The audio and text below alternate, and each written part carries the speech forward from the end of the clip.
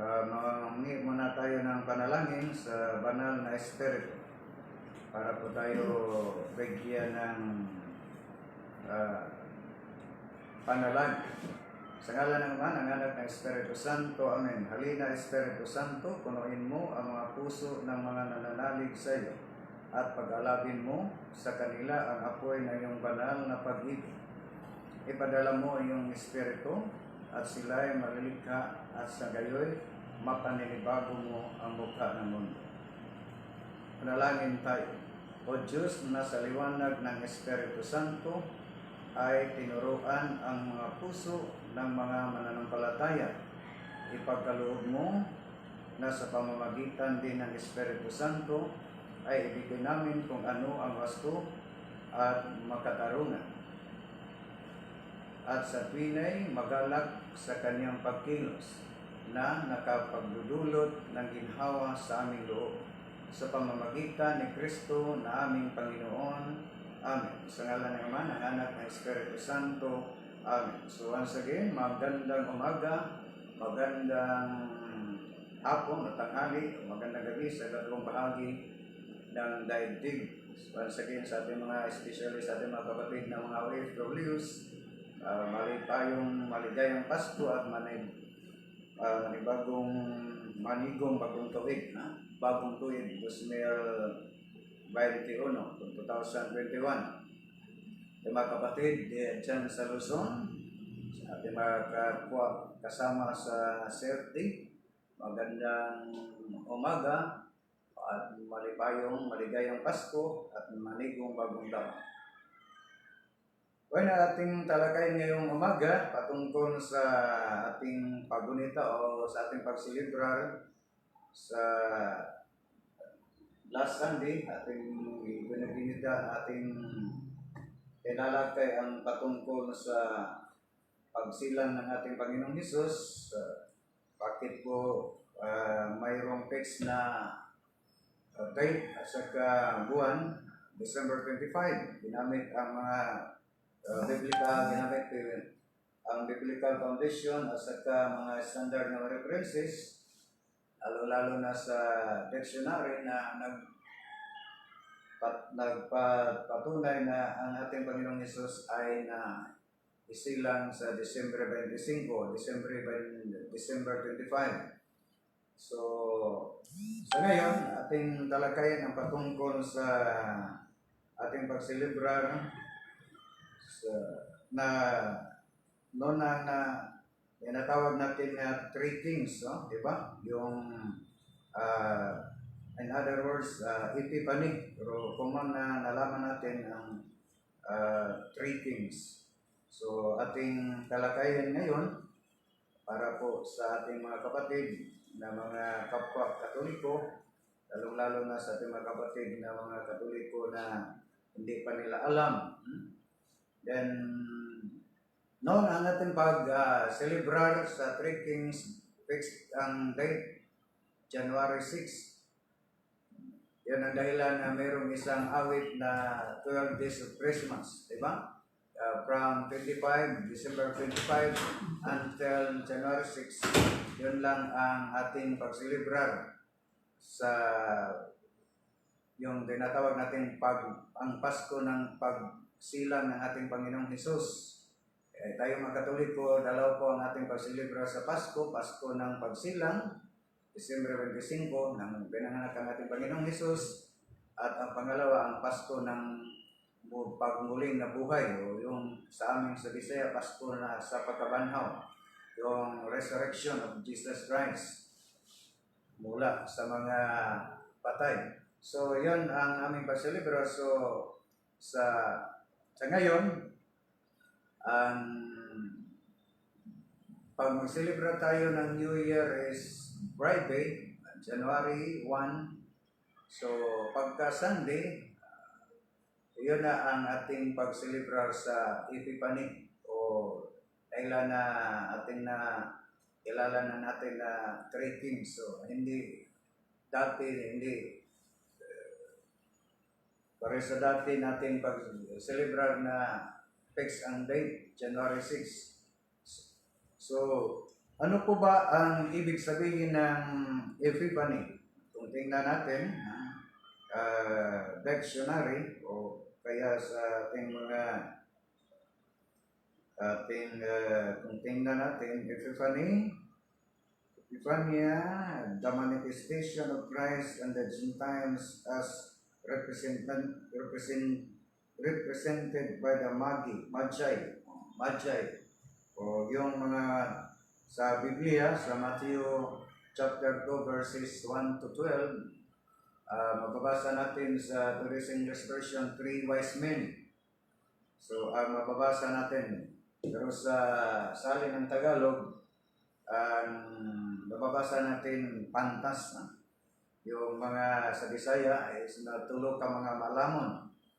Pero kung natin kilala na 3 kings, 3 hari, di ba? So, the festival commemorating the Epiphany on January 6, yun ang dati nating pag-celebrar sa Epiphany o 3 kings. And the manifestation of a divine or supernatural being. So, yun ang ating celebrar o commemorate patungkol sa Magi. So, kung tingnan natin, Epiphany is a Christian holiday primarily commemorating the Magi's visit to the baby Jesus and the baptism of Jesus by John the Baptist. So, yun ang sa ating tradisyon bilang mga manampalatayang Katoliko. Kung tingnan natin sa dictionary, mayroong 4 na mga definition sa salitang Magi o Magi. Una, Magus sa Greek. There are 4 meanings sa the word of Magi o Magus. Una, member of the Persian priestly caste. So, yun ang unang meaning, mga kapatid. Pangalawa, the possessor of occult knowledge and power. Pangatlo, magician. Ang pang-apat is mountebank charlatan. So, yun ang 4 na meanings na sa salitang Magus sa Greek o Magi o 3 wise men. Actually, sa Biblia, hindi pinangalanan kung sino po yung 3 processor o yung ang tamang meaning, mga kapatid, yung the processor of occult knowledge and power. Yun ang tama. Kung tingnan natin, Magi are the processors of occult knowledge and astrology. Yun, sila mga astrology po sila, mga kapatid. So, ating basahin ang Matthew 2, Matthew 2, Kapitulo 1 hanggang sa 12. Kung ating babasahin, ang pagdalaw ng mga pantas. Yon ang heading. Si Jesus ay ipinanganak sa Bethlehem ng Judea noong kapanahunan ni Haring Herodes. Dumating naman sa Jerusalem ang ilang pantas, yung mga astrologers, mga kapatid, yung 3 wise men mula sa silangan, at nagtanong tungo doon na saan ipinanganak na hari ng mga Hudyo. Nakita namin sa silangan ang kanyang tala at naparito kami upang sambahin siya. Imagine yung mga 3 wise men o mga astrologers, meron po silang Gusto nilang sambahin ang ating Panginoon. Nang nabalitaan ito ni Herodes, Haring Herodes, siya'y naligalig. Gayon din ang buong Jerusalem.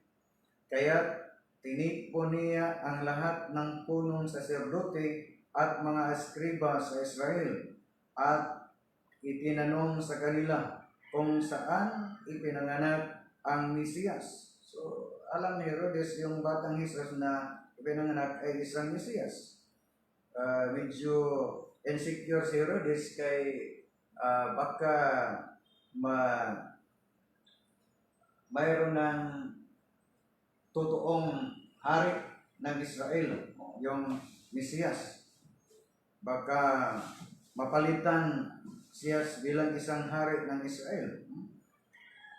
Kung ating patuloy basahin, sa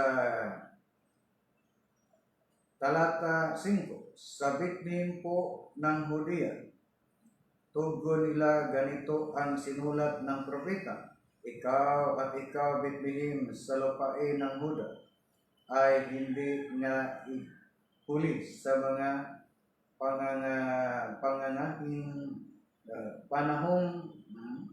pangunahing bayan ng Huda, sapagkat sa iyo lilitaw ang isang pinuno na mamamahala sa aking bayan Israel.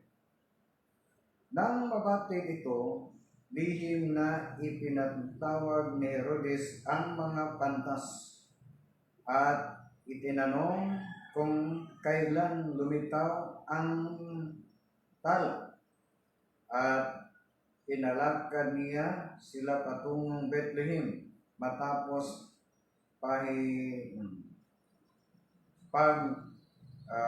bilinan ng ganito, umayo kayo at inyong hanapin mabuti ang sanggol. Kapag inyong natagpuan, ibalita agad ninyo sa akin upang ako ay makasamba sa kanya. Yun ang sabi ni Haring Herodes sa tatlong mga pantas na tuloy hindi natin mapapasok ilan ang pantas, pero ating sa tradition po ay tatlo, pero hindi, lalo na hindi pinangalanan sa Biblia. So, ang sabi ni Herodes, pag matagpuan ninyo ang sanggol, isang bata, mabalik kayo sa akin para sambahin ko siya, pero hindi yun, lansis yun, diba? Ay gusto niyang patayin ang sanggol. So, nang mabatid ito, lihim na, dito tayo sa kapitulo kung talata 9, at lumakad na ang mga pantas, muli silang pinangunahan ng talang nakita nila sa silangan hanggang sa sumapit ito sa tapat ng kinaroroonan ng bata. Gayon na lamang ang galak ng mga pantas nang makita ang tala. Pagpasok sa bahay, nakita nila ang bata sa piling ng kanyang inang si Maria. Lumapit sila at nagpatira at sinamba ang bata. You just imagine mga kapatid, yung tatlong three wise men, diba? Tatlong pantas o astrologers, nagsamba sa ating Panginoong. Sabi ng ating mga kapatid ng Iglesia ni Cristo, respect sa kanila, sinamba nila dahil sila ay mga pagano at hindi pa alam ng ating Panginoon kasi isa pa siyang sanggol. Yun ang mga argumento sa kanila, pero ating mamaya sa kalaborasyon ating sasagutin yung isang tanong ng ating kapatid sa Iglesia ni Cristo sa ating na-upload na sa YouTube na pagpatunay natin na ang ating Panginoong Jesus ay tunay na Diyos. Pero sabi sa kanya, meron siyang argumento sa ginagamit nating Matthew 4:7 hanggang 10 sa panahon na tinukso ng ating Panginoon ni Satanas. Ang unang deal ni Satanas o ang kung totoo po kayong anak ng Diyos, gawin mong pan ang bato, pero hindi ginawa ng ating Panginoon. Para sa kanila, hindi pwede nga ang Panginoon ay utusan lang ng Satanas, isang Diyos, utusan lang ng Satanas, pero para sa kanya, isang maling argumento yun, kapatid. Basahin mo ang San Juan 8:40 at ang unang Timoteo Kapitulo 2, versikulo 5. Yun ang sabi niya. So, mamaya sa second portion ating sagutin ang gusto niyang ating babasahin. So, mamaya sa ikalawang portion, mga kapatid. So, kung patuloy natin basahin, gayon na lamang ang galat ng mga pantas na makita ang talo.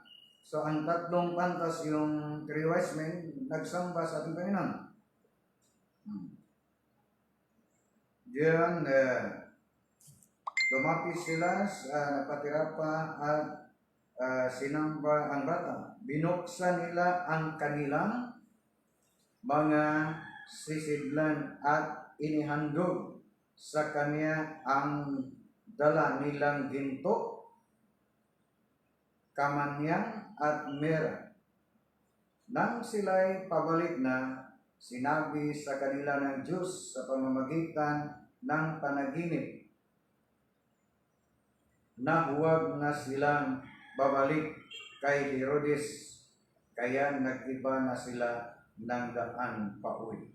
So, yun ang ating magbabasa, mga kapatid, na ang tatlong pantas pinayuhan ng ating Panginoong Hesus at ng Diyos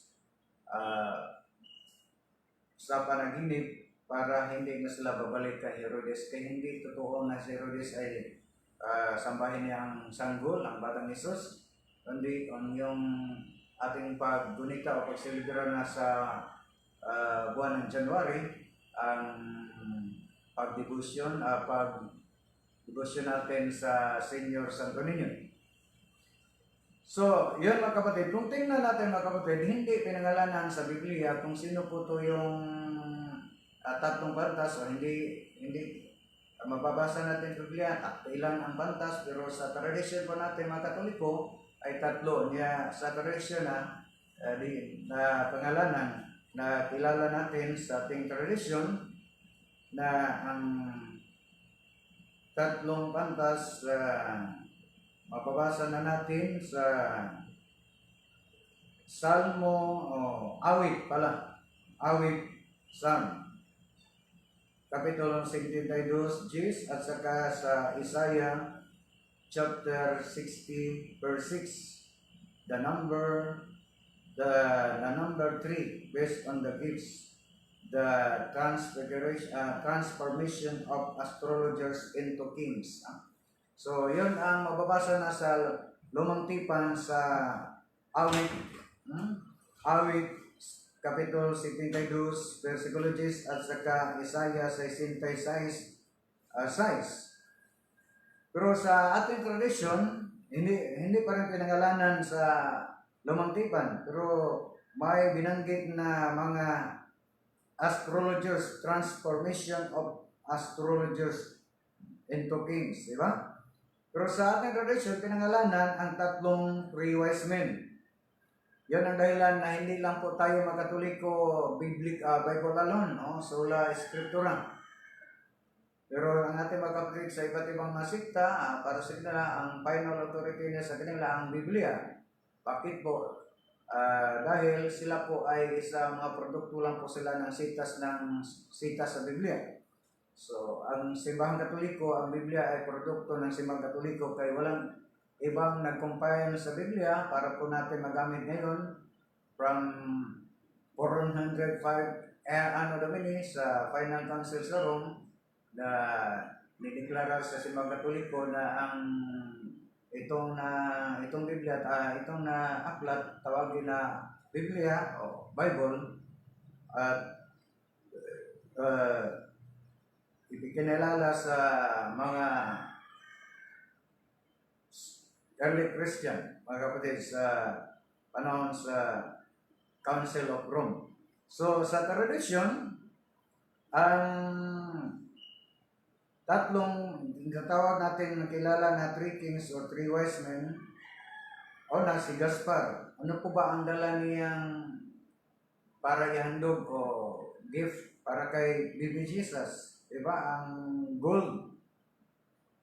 Ang pangalawa si Melchor, ang dala niya, kung ating babasahin ang frankincense o incense. Pangatlo, si Baltasar, ang dala niya ay para sa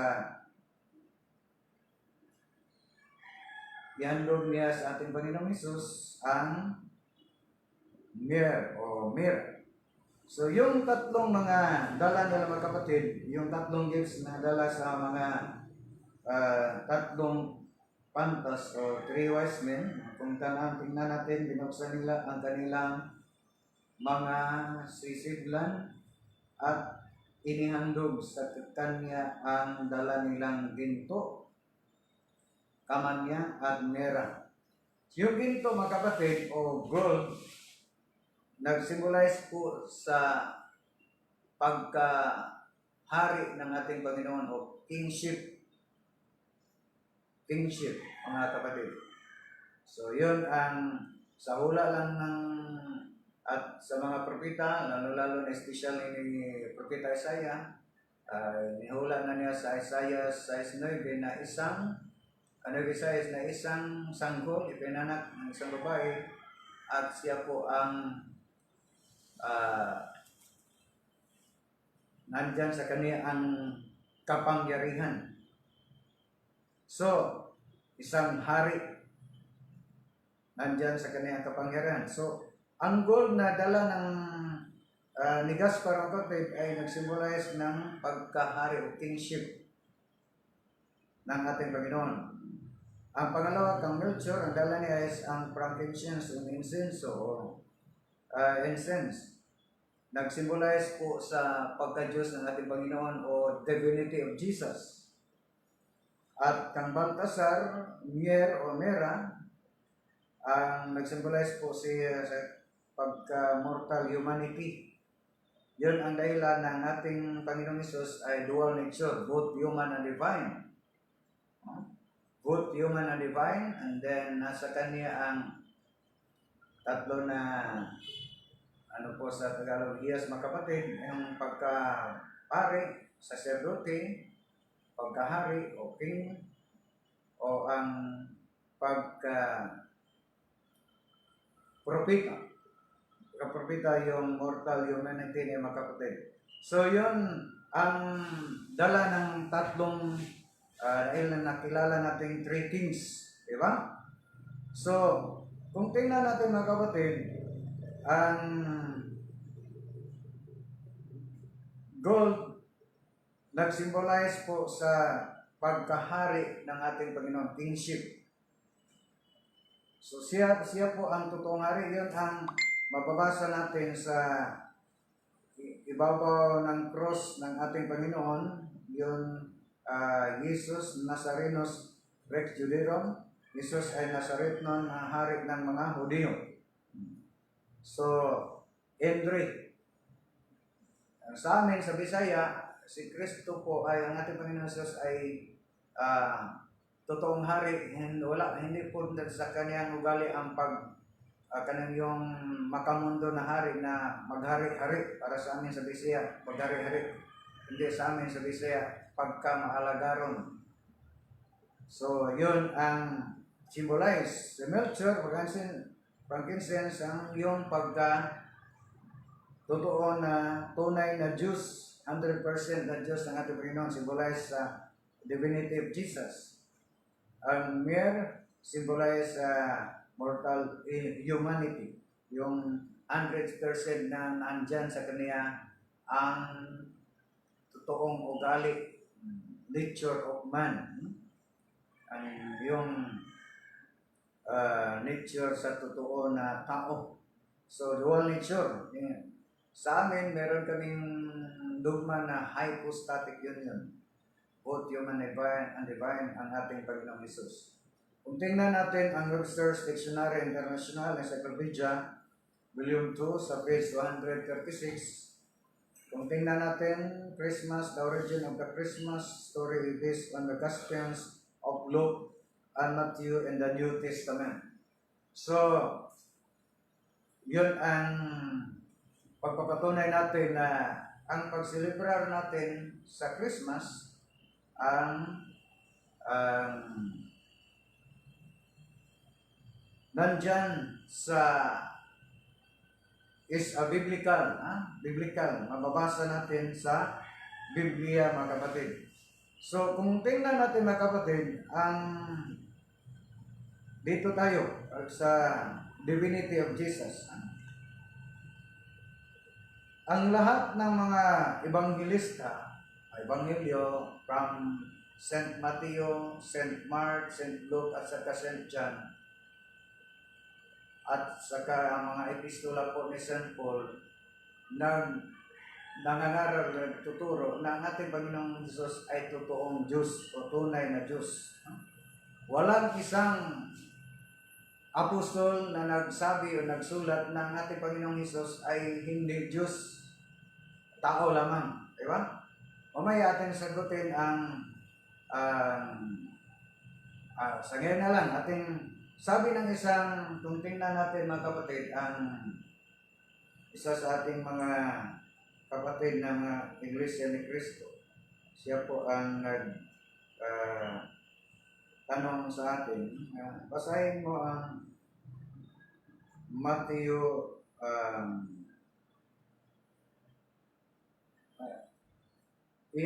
inoment niya mga kapatid, ang iyang comment is mali ang ating argumento sa tuwing ng ating Panginoon ay tinukso ni Satanas. Kung ating basahin ang temo ng tingnan mga kapatid, ang isa sa ating kapatid na Iglesia ni Cristo na sandali lang mga kapatid, ang ating YouTube mayroon ng mga commercial, Meron ng commercial. So, sabi niya, hindi, wala. Saan po ito ang ating magbasa na gusto niyang basahin natin gusto natin niyang basahin sandali lang, hindi ito ating tingnan. Gusto nang basahin natin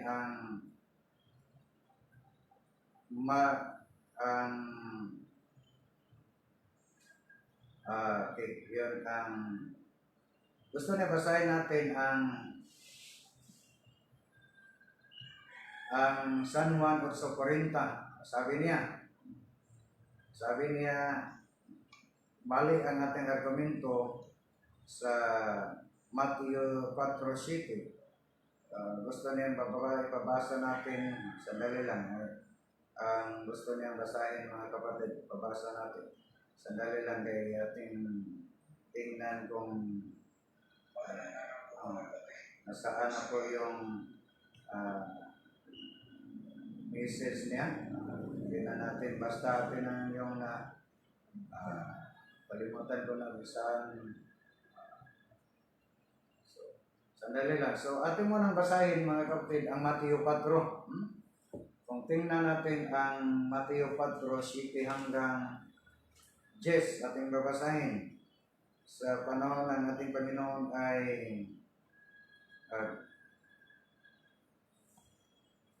ating basahin mula sa unang versikulo 1. Pagkatapos, si Jesus ay dinalang ng Espiritu sa ilang upang tuksuin ng dyablo. Doon apat na pong araw siya at apat na pong gabing nag-ayuno si Jesus at siya ay nagutom. Dumating ang nanunukso at sinabi sa kanya, yung si Satanas. Ating basahin, yun ang ating argumento. Yun ang komentaryuhan ng ating mga kapatid na iglesia na malaking kamalian ng ating argumento. kung ikaw ang anak ng Diyos, gawin mong tinapay ang mga batong ito. Dahil sabi natin, hindi, kung sabi nila, kung Diyos pa ang ating Panginoon, meron siyang kapangyarihan, so dapat ginawa na niyang tinapay ang bato. Bakit hindi niya ginawa? So, ang ating argumento bilang mga Katoliko is palaging kamalian mga kapatid, pag gawin ni ating Panginoon Jesus kung ano ang gusto ng utos ni Satanas, so natukso na siya na Satanas, hindi pwede nga ang Diyos, tong Diyos ay utusan lang ni Satanas, di ba? Pero para sa kanya, malaking kamalian yung argumento mo kapatid. Basahin mo ang Sanon 8:40 at saka 1 Timoteo 2:5, yun ang sabi niya. So, kung ating basahin, patuloy natin basahin mga kapatid, pagkatapos nito, dinala siya ng diablo sa tuktok, sa natuktok, sandali lang mga kapatid, dinala siya sa diablo sa taluktok ng templo at ating gamitin ng ikalawang mata mga kapatid. Bakit po tayo mahirapan? Nalilito ang ikalawang. Kung ikaw ang anak ng Diyos, sabi sa kanya, magpatihulog ka, sapagkat nasusulat, ipagbibilin niya sa kanyang mga anghel na ingatan ka at alalahayan kanila upang hindi ka matisod sa bato. Sumagot si Jesus, nasusulat din naman, huwag mong subukin ang Panginoon mong Diyos. Pagkatapos dinala siya ng diablo sa isang napakataas na bundok mula roon, ipinatanaw sa kanya ang lahat ng kaharian ng sanglibutan at ng kayamanan ng mga ito. At sinabi ng diablo, ibibigay ko sa iyo ang lahat ng ito kung magpapatira pa ka at sasamba sa akin. Sumagot si Jesus, lumayas ka, Satanas, sapagkat nasusulat, ang inyong Diyos at Panginoon ang sambahin mo. Siya lamang ang iyong paglilingkuran. So kung tingnan natin mga kapatid, tatlong beses na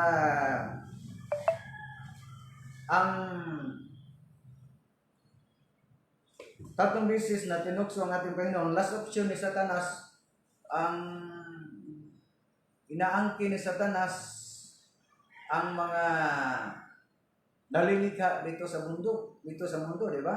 Sa libutan. Si Satanas ay isang sinungaling. Speaking of Satanas o Diablo, sinungaling.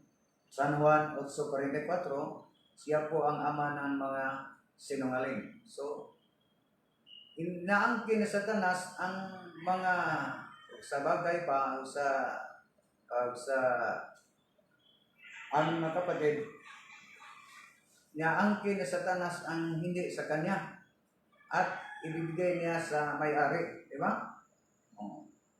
Ang lahat ng mga ikita natin dito sa mundo ay, speaking of oppression, walang ibang naglikha ang ating Panginoong Diyos sa mga ating Panginoong Jesus. Pero inangkin ni Satanas ang hindi sa kanya at iyang ibibigay niya sa may-ari. Ano po ba ang kondisyon ni Satanas? At ibigay ko sa iyo ang lahat kung sasamba lang ka sa akin. Iyukod ka at sasamba sa akin. So, ano po ba ang sagot sa ating Panginoong Jesus ni Satanas? Pinalayas niya si Satanas at sinabihan, sambahin mo ang iyong Panginoong Diyos. Kung ating tingnan mga kapatid, ang tanong sa argumento, kung gamitin natin ng logic, ang tanong, sumamba ba si Satanas, ang diablo ng ating Panginoong Diyos? Hindi. Kung ating basahin ulit, lumayas ang diablo. Pag sabi sa ating Panginoong Diyos, sabi ni Satanas, ibibigay ko sa inyo ang lahat ng ito kung magpapatira pa ka at sasamba sa akin. Sumagot si Jesus, lumayas ka, Satanas, sapagkat nasusulat ang inyong Diyos at Panginoon ang sasambahin mo. siya lamang ang iyong paglilingkuran. At iniwan siya ng dyablo, dumating ang mga anghel at naglingkod sa kanya. So ang tanong, kung ating babasahin kapatid, ang ating nabasa, hindi sinamba ni Satanas ang ating Panginoon Jesus, lumayas ang Satanas. Di ba? Lumayas ang Satanas. So, kung gamitin natin logic, ang hindi sumamba ng ating Panginoon Jesus bilang isang tunay na Diyos ay yun ang mga utusan o ligaya ni Satanas. O, kabilang ni Satanas. Di ba? Yung tatlong astrologers o three wise men, nagsamba ng ating Panginoon Jesus sa Batang Sanggol, di ba? Ang ating mababasa kanina, ang Mateo 2:1 hanggang 12, sinamba nila ang ating Panginoon Jesus, ang isang sanggol, Batang Jesus, at binigyan nila ng tatlong mayroon silang nahandog na tatlong gifts mga kapatid, di ba? So sinamba nila, pero ang si Satanas, lumayas, hindi nila sinamba ang ating Panginoon Jesus bilang Diyos. So ang lahat ng hindi sumamba ng ating Panginoon Jesus, ang lahat ng hindi kumikilala ng ating Panginoon Jesus bilang tunay na Diyos, ay yun ang nakasunod o ano po ba? Yun ang sumusunod sa ugali ni Satanas, na hindi niya kaya sambahin ang ating Panginoong Jesus bilang tunay na Diyos. So, kung tingnan natin, ang ating mga kapatid na Iglesia ni Cristo, para sa kanila, ang ating Panginoong Jesus ay isa lamang tao, isa lamang ordinaryong tao. Ang kaniyang mga magulang, isa lamang ordinaryong tao, si San Jose, isang karpentero, isang panday, at si Maria, isa lamang ordinaryong tao na sa bayan ng Nazareth, di ba? So, kung tingnan natin mga kapatid sa argumento, ang lahat na hindi sumasamba ng ating Panginoon Jesus at hindi kumikalala ng ating Panginoon Jesus bilang tunay na Diyos, sila po ang sumusunod ni Satanas, na si Satanas ay hindi niya kayang sambahin ang ating Panginoon Jesus bilang tunay na Diyos. Di ba? Yun ang naalala ko kapatid ng naganap na debate namin dito sa estasyon ng ating katunggali, isang imam ng Islam, si Imam Muhammad Ali Tumaranga. Ang kanyang argumento, ang kanyang logic mga kapatid sa Mateo 4:7 hanggang 10, para sa kanya, ang unang tanong niya, Tata, sabi mo, inutusan ni Jesus na ang Satanas na sambahin siya. So, sangayon po kayo, Brother Tata, na ang si Jesus ay Diyos ni Satanas. Hindi po ako sangayon kapatid, di ba? Kaya sa tuwing na ang ating Panginoon, sinabihan ang ating Panginoong Jesus si Satanas, lumayas ka Satanas at sambahin mo ang iyong Panginoong Diyos. So hindi yun, kung tingnan natin, hindi, ang context, hindi, ang sabi ni Jesus, hindi siya ang sambahin ni Satanas, ang Diyos ni Satanas, hindi siya. Maliban dyan, si Satanas hindi sumamba ng ating Panginoon Jesus, lumayas. So, kung ikaw kapatid, hindi ka sumamba ng ating Panginoon Jesus bilang tunay na Diyos, para rin sa inyo, isa lamang tao, pareho kayo ng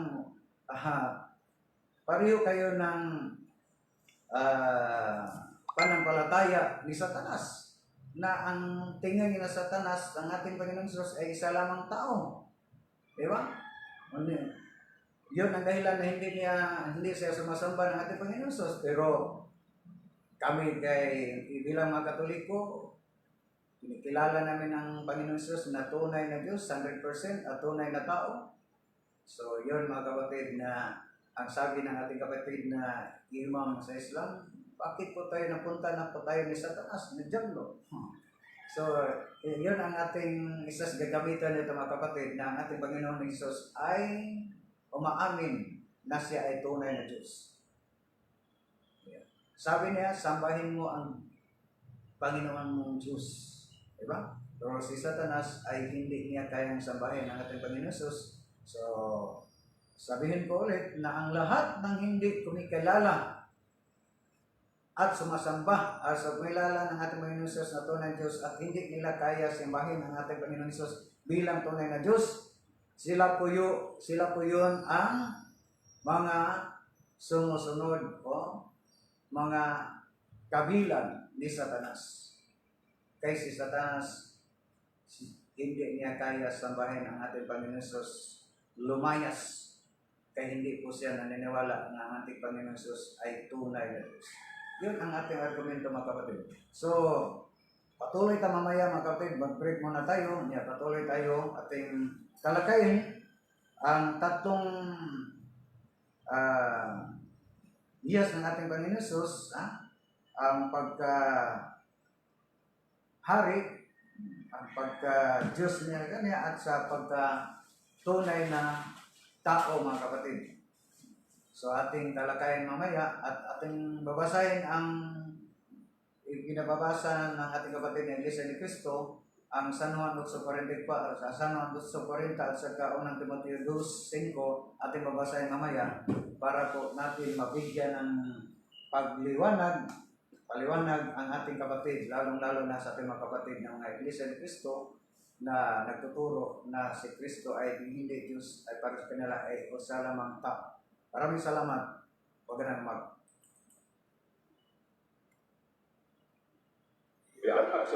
Broadcasting Corporation presents PBAF Philippines. Wagyugang Pana.